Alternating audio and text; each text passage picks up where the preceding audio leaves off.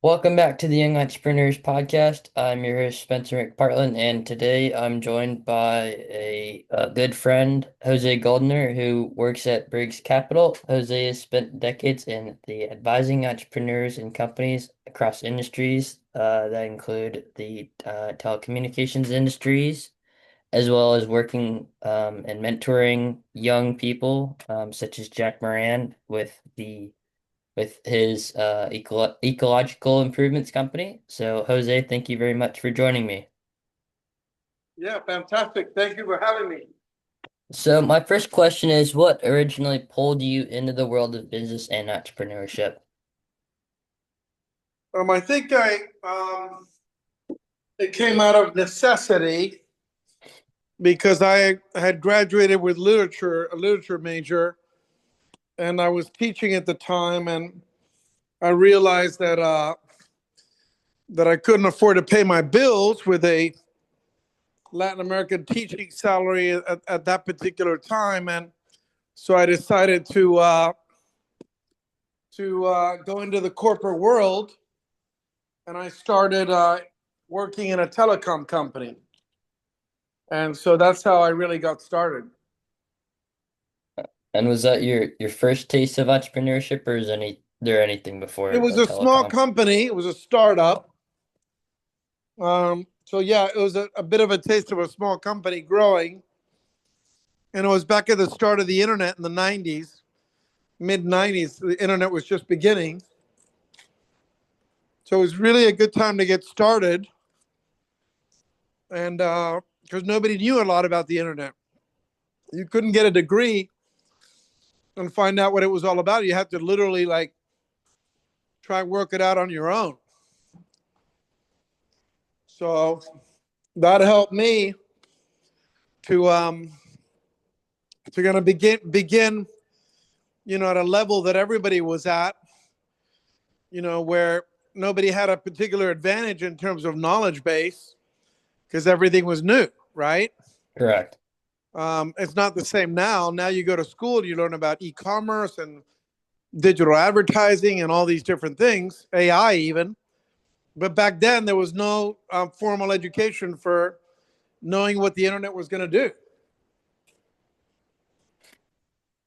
To follow up that, early in your career, what experiences shaped the way you think about opportunity and risk today? Well, I think the main thing was that back then, when I was younger, I didn't really realize that I was taking a risk. I uh, I just kind of assumed that business was just kind of taking risks. I don't think I was fully aware of the risks that I was taking. I was young, so it wasn't like I had a lot of responsibilities. Like, today I have 4 kids and I have um, entire families that depend on me. But back then it was just I was by myself, living alone, so the risk tolerance was higher. Maybe naively so, right? Correct. Now, do you think that it's good to have risk and reward that go both hand in hand, or that one is more dominant than the other? Uh-huh. Sorry, can you repeat that? I didn't hear that part. Do you think that it's equal that risk and reward both go hand in hand, or do you think that one is more dominant than the other? Um, they go hand in hand.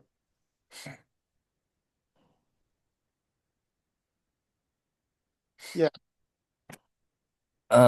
My next question is, you were active during the telecom boom, which is what you mentioned previously, of the 1990s. From the inside, what did the period look like? What do you mean the inside? From working in the industry and as somebody seeing it firsthand. It was well, if you had a you know good intuition, you realized that the telecom industry was going through a transformation because the traditional networks were becoming obsolete. Um, So it was the transformation gave a lot of young companies opportunities because IP protocol was becoming more and more relevant and important in replacing traditional networks. So it dramatically reduced the cost of long distance carriers and carrying data, video, voice on converged networks versus traditional networks. So from, you know, understanding telecom back then, you realize like, wow, this is an opportunity to come in with new technology that's more efficient, more cost efficient, and compete with the big telecoms. And that's kind of what I did. Was that kind of with the companies like Cisco at the time?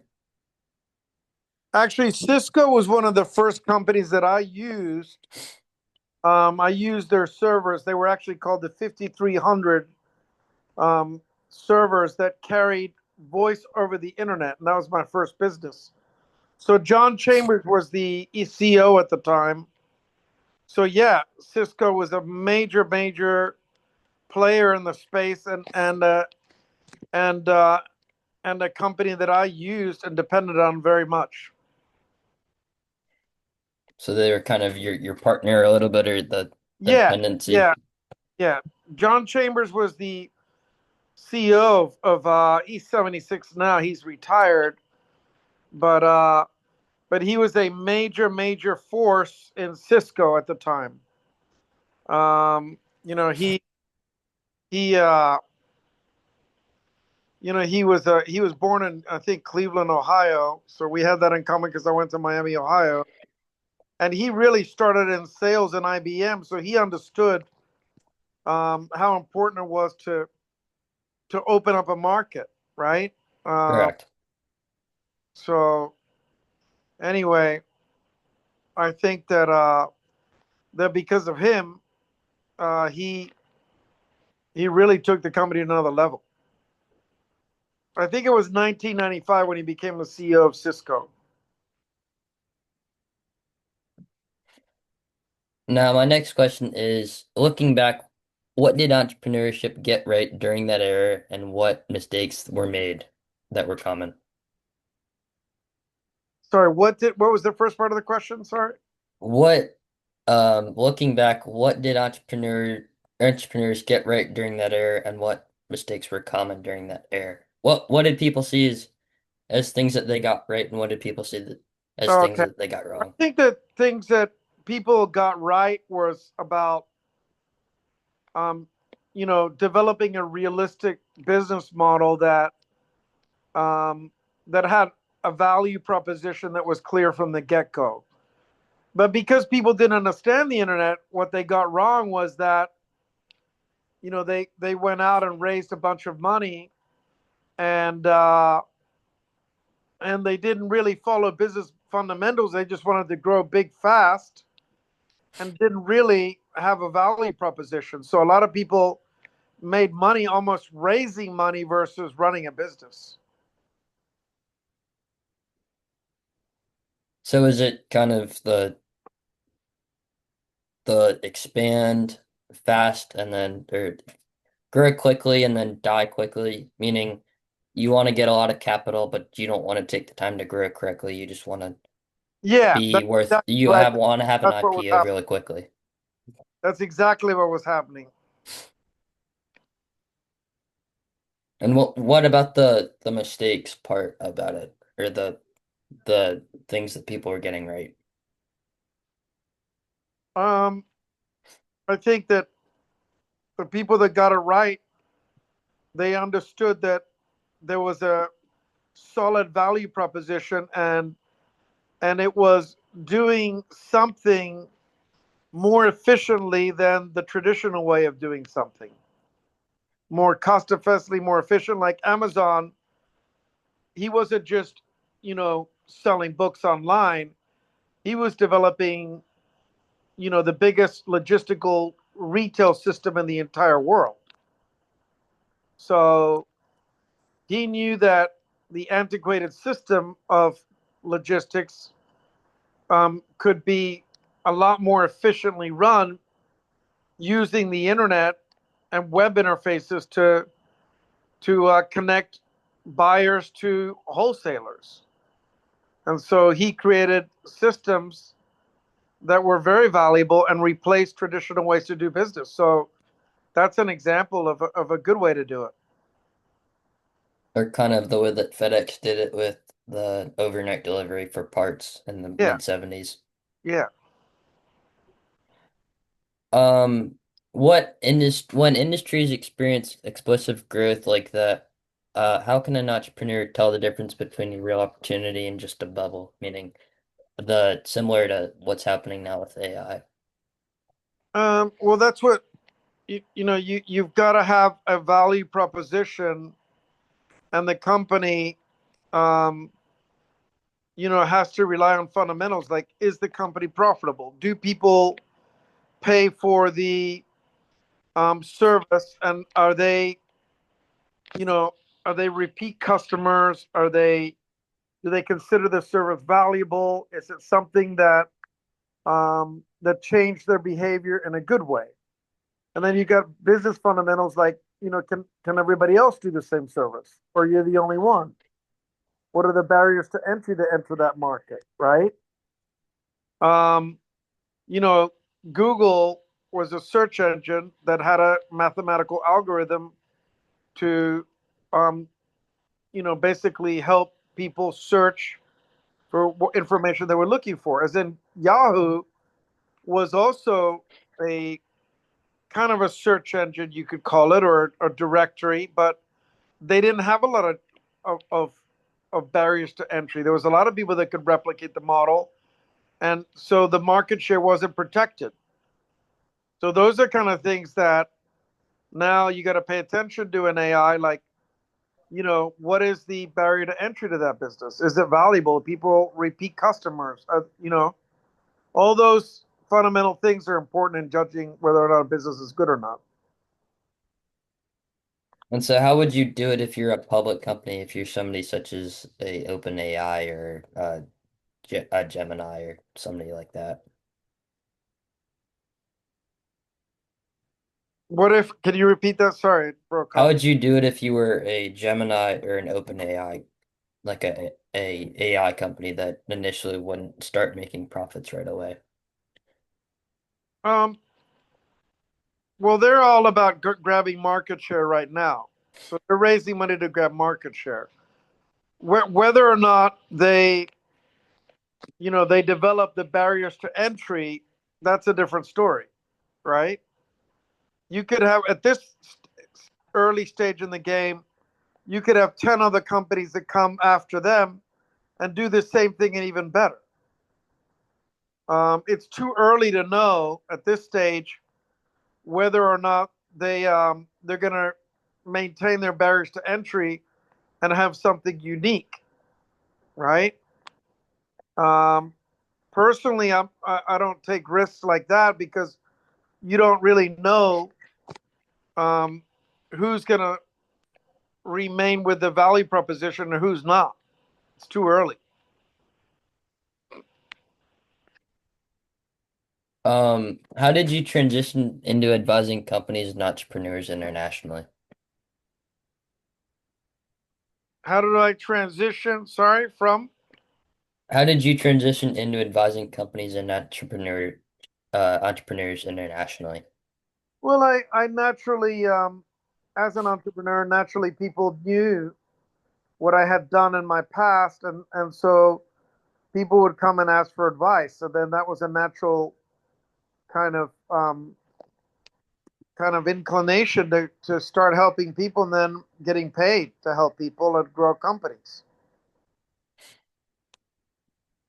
To kind of giving up your time a little bit, if you will, and Yeah, a lot sharing of things. at the beginning was philanthropic and just helping people, right?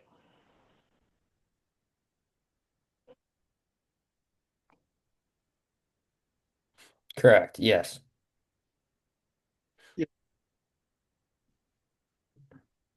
And so then you expanded, I would take it. Yeah, I mean, I just started helping people, and before you know it, you have a couple companies that are doing really, really well, I've had a couple companies that went into the 20 to $30 million range, and it panned out for everybody. And then I realized, like, wow, I think I could do this again, right? So that's kind of what I like to do now is mentor young companies that have potential. That you have to have a little bit of of the same values, and culture and philosophy of life when you help a mentoree. So that's very important if you're aligned. And so yeah, once you get that underway, it's a lot of fun to help people. And so I think you started to dip into my next question, which is when you work with founders today, what are the most common strategic mistakes you see early stage entrepreneurs make? Obviously, having the core principles and making sure that the mission statement and the vision for the company is critical. But I think um, companies are built on strategic direction. I think that most companies that get that as a priority, generally they do pretty well. But you can have a great operation, but no strategic soundness.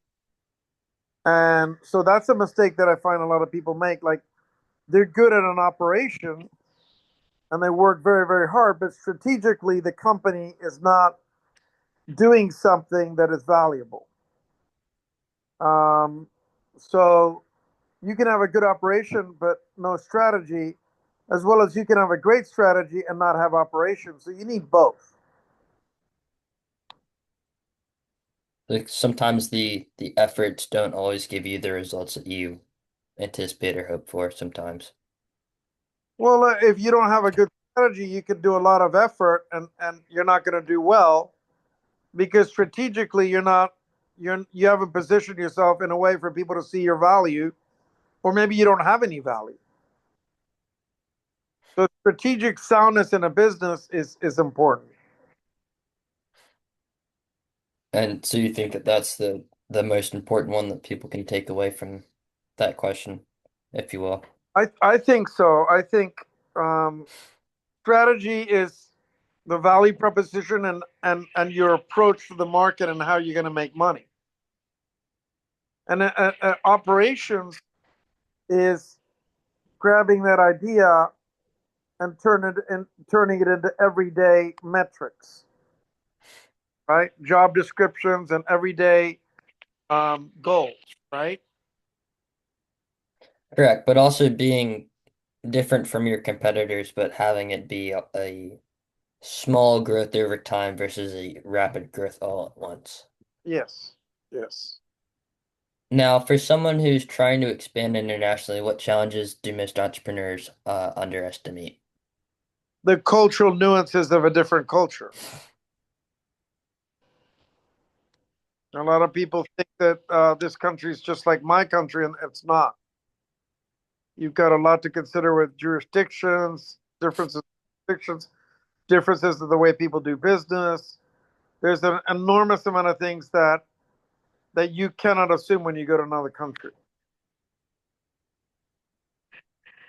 Is that kind of how we, as Americans, if you will, see the German way of working for um more more making money versus the Germans who see it as taking the time and redefining the product and making it the best that they can in the market and then deploying that product like a car, if you will. Yeah. Um, did you have anything else on that question? No.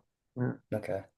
You mentored Jack Moran, who I know you and Jack came and spoke with the Founders Club, which is a good golden opportunity. Before he built Ecological Improvements, what did you see in him early that signaled he had potential? I think Jack um, was had a lot of humility. He had good work ethic. He disciplined, consistent. Um, you know, He's a risk taker, a hard worker, and ability to learn fast. So kind of learning as you go and not waiting, if you will. Yeah, yeah. You have to constantly be learning. It's an everyday thing. Doesn't matter how much you go to school or how much experience you have. You have to keep learning all the time. Now, how much of the of that persistency is a follow through, whether it's a mentor or it's an email or whatever it is? How much of it is really important to separating yourself from just, let's say, a person who just sends a single email and doesn't follow through or doesn't follow up consistently? How important is it? Correct. Yeah, very important. Persistence is a very important trait in entrepreneurship. It probably the most important is that persistence, that relentlessness, because when you have that relentless, you're constantly learning and you don't give up.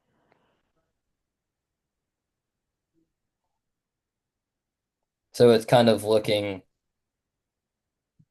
ahead versus just looking at the days or the weeks, if you will, if that makes sense.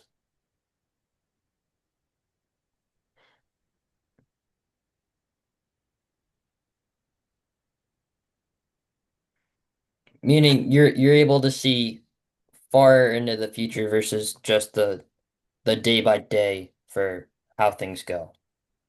Yes. Now, when you meet young founders today, what qualities signal that somebody might actually build something that is meaningful? Well, it depends on um, their passion, right? Are they passionate people? Do Correct. they have charisma? Do they have, you know, vision, right? Do they have kind of like an obsession with fixing a particular problem or solution? Are they leaders? Do they want to do something that hasn't been done before? So there's a lot of different traits that you can find. Now, are a large amount of those traits that they already have, or is it the opposite where it's traits that they have to develop in order to become better at their job or be better as Even an if they have, entrepreneur? even if they have the traits, they still have to keep developing them.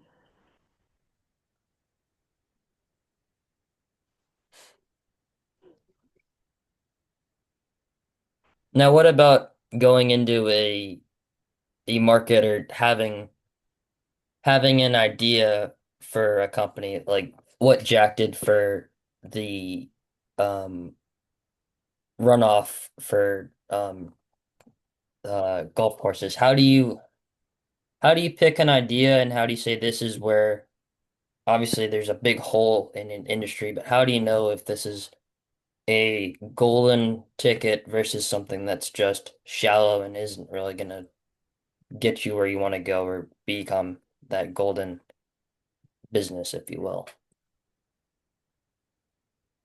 Yeah, I'm not sure how to answer that. Like,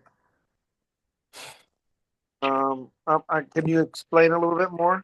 Well, how can you tell if this industry, whether it's in the wetland industry or if it's in like the um or if it's in the beverage industry, how do you know this is the market that I need to focus on and this is where I need to go because there's a big problem that a lot of people aren't focusing in on and they don't want to improve things. They want it to be done the traditional way. They don't want they don't want a new person to come out. Like if it's a candy company and they don't want it to be probiotic, they want it to be have all this sugar. Like how do you know if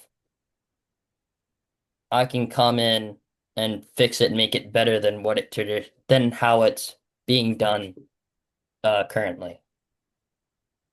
Uh-huh. Um, I think you. you've got to test that, right? It's all about testing it in the market. It's all about using your intuition. It's all about like, it's like science, right? You have a hypothesis and then you test it. Well, I think part of what I was trying to ask is why would he choose a an environmental like a category to focus in on versus something else? Like what things stood out to him that you saw that were important for him to focus on? Well, it's all personal experience. He found a teacher in college who was talking about environmental issues, and there were major contracts being awarded by the government to fix the problems. And it was something that struck his imagination, caught his interest, and then he pursued it. So you gotta catch your interest. You gotta have something you're passionate about, and then you gotta like once you chase it, is it something you're gonna chase for, an hour, or is it something that you think you could get into and do it for years? And that's up to you to determine that. You've got to have a little bit of introspection on yourself and kind of understand yourself and say, you know what, this is something that I'm really, really interested in. Okay. Okay, that makes sense. I that makes sense. Um, how important is mentorship for young entrepreneurs, and what separates good mentors from bad ones? I think it's very important for young people to have mentors. I think it gives you a big advantage. And I think that good mentors, obviously you have to see what does success mean for you with that mentor. Yet that doesn't mean just financial. Um, it can also mean that you like the person's balance with work life and family and so it's not just a mentor has many facets. It's not just business. I think you've got to pay attention to the person's values and their ethics and what type of people they are, and like you want to get as close as possible to somebody that you really admire, right? Now, how much of being a entrepreneur is about focus, meaning having a clear head and knowing this is my, if you want to call it, your head is your computer. How do you know this is how I work best and this is what I need to avoid because it won't allow me to be as productive as I want to be? Yeah. um, how do you know? Correct. um, how do you think you know? By your actions and your emotions. Like what? Well, if you consume alcohol or if you consume cannabis or anything that you experiment with and you realize this doesn't work well with me and it doesn't allow me to become as productive as I want to be. Like it gets in the way of allowing you to get your full potential. It limits you and it doesn't allow you to grow your business or to do anything else. Uh-huh. Yeah, okay, I agree with that. Um, you've seen multiple business cycles. What separates companies that survive decades from those that just disappear that are short term? Innovating, innovating and constantly reinventing themselves and not taking things for granted. Understanding how the market's evolving, understanding how their products are evolving, constantly being customer centric and understanding the the way that the market adapts. Kind of like how Sears didn't really innovate and Amazon fully did.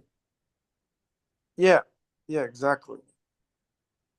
Now, for young entrepreneurs just starting out today, what foundational principles matter most in the first few years?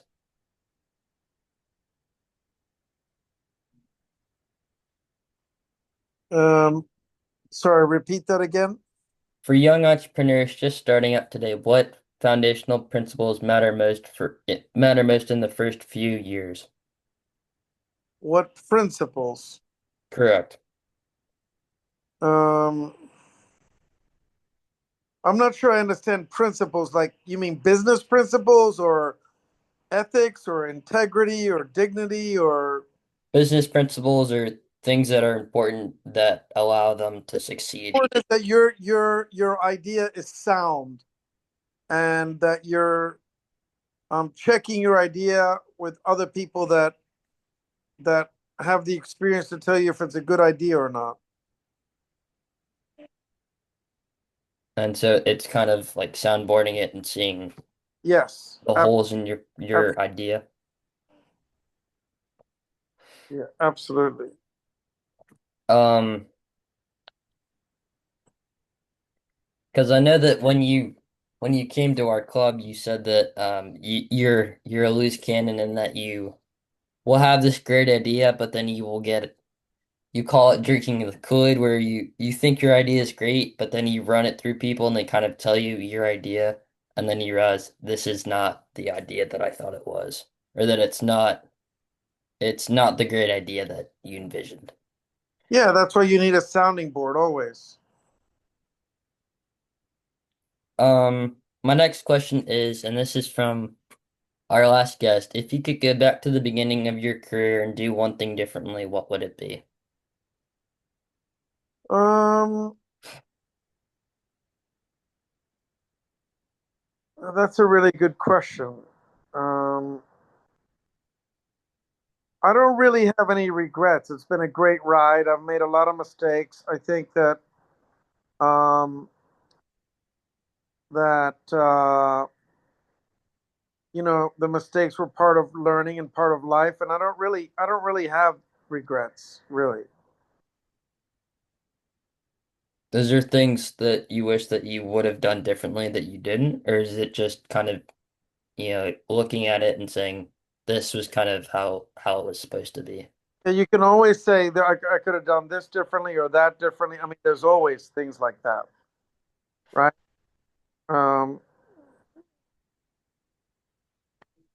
but um, but I don't think there's something drastic that I can say like, oh wow, I wish I could, different,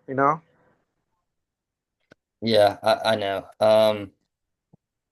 Now piggybacking off of that question, if you could ask the next guest a question and you don't know who it would be, what would that question be? Um, I guess I would ask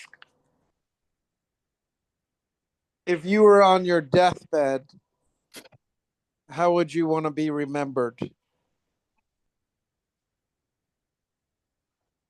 Would it be the people, or would it just be how do you want to be remembered? Like How do your you want how do you want to be remembered? so kind of like your legacy a little bit. Yeah. Yeah, you could make it creative and you could say, what are three things people would say about you? What are things that people would say that would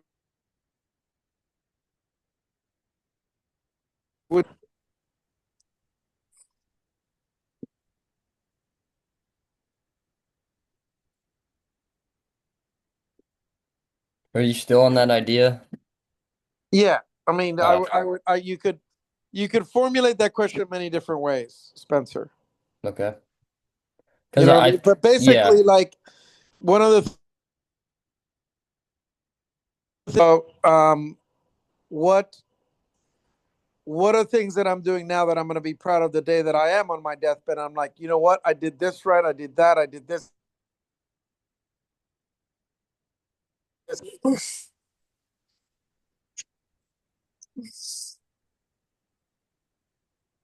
Can you hear me?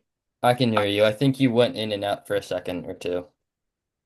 Yeah. So basically that's it. Now, what advice do you have to people who are starting out from the age of 18 to 22? who are wanting to be entrepreneurs? I would say, don't you in the end you got to listen to yourself. You got to listen to your intuition. Understand what your intuition's all about. You know, always make decisions from a position of strength, not weakness. Don't let your thoughts get contaminated with other people. Generally, if you have a strong intuition about something, generally it's right. And even if it's not, you're going to learn from it. So follow your heart, follow your passion, follow your intelligence, right? And make sure that you're obsessed